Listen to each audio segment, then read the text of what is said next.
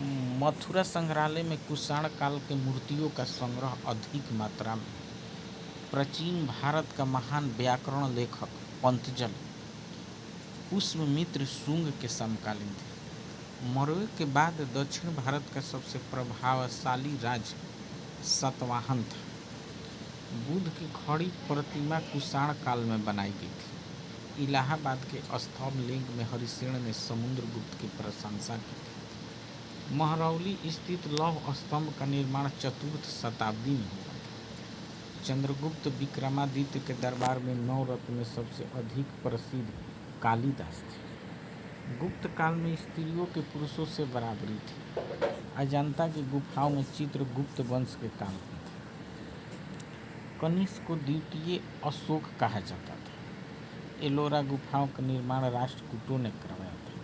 दिलवाड़ा के प्रसिद्ध जैन मंदिर को वास्तुपाल तेजपाल द्वारा बनवाया गया। महाबलीपुरम के 5 रथ पल्लव राजवंश ने बनाया था। कांचीपुरम का कैलाश मंदिर नरसिंह देव बर्मन के आदेश पर निर्मित हुआ था। भारत के विदेशी विनिमय संचय का प्रतिरक्षक भारतीय रिजर्व बैंक है। शेयर घोटाले से संबंधित विभिन्न पहलुओं की जांच जानकी रमन समिति गठित की गई थी। विश्व व्यापार संगठन WTO का गठन 1995 में हुआ। भारत में अनुरोध योजना 78 से 80 अवधि के लिए बनाई गई थी। भारत की राष्ट्रीय आय में तृतीय क्षेत्र का सर्वाधिक योगदान है।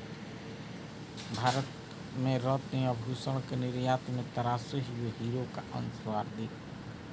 कपड़ा उद्योग भारत को अधिकतम रोजगार प्रदान करता है। चीन विश्व का वह प्रथम देश है जिसने आधिकारिक रूप से परिवार नियोजन कार्यक्रम को अपनाया था। विश्व का सबसे महंगा शहर टोक्यो है।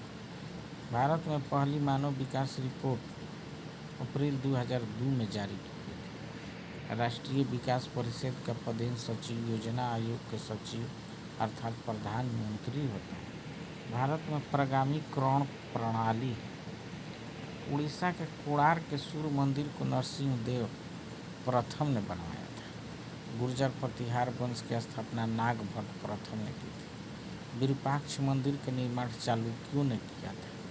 चालुक्य वंश का महान शासक पुलकेशिन द्वितीय थे। तोमर शासक अंगनपाल को दिल्ली शहर को स्थापित करने का श्रेय प्राप्त। तक्षशिला के प्रसिद्ध स्थल होने के कारण गंधार काला है। राजेंद्र चोल द्वारा किए गए बंगाल अभियान के समय बंगाल का शासक महिपाल प्रथम था।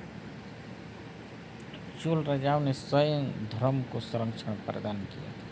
महमूद गजनवी गुजरात के प्रसिद्ध सोमनाथ मंदिर को 1025 में लूटा था। मोहम्मद गजनवी का दरबारी इतिहासकार उतबी था।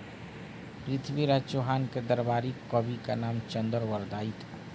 अमीर खुसरो अलाउद्दीन खिलजी के दरबारी कवि थे। इब्न बतूता ने सल्तनत काल में प्रचलित डाक व्यवस्था का विस्तृत विवरण दिया था।